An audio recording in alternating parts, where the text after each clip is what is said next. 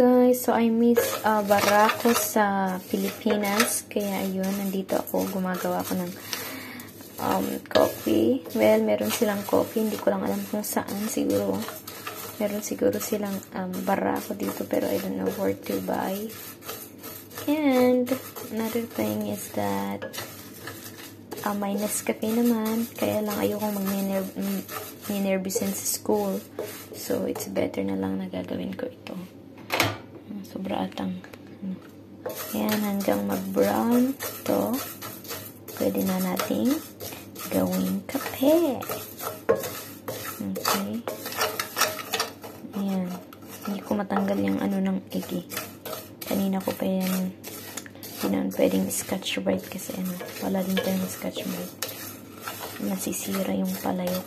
Ayan, so i-open natin yung fan. Ayan, fan natin. Para hindi may amoy naman dito.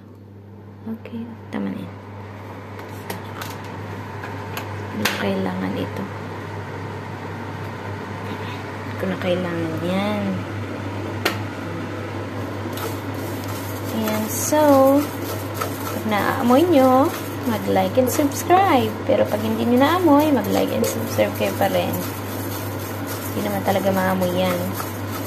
Nakikita lang. Alright. Cheers. Ciao.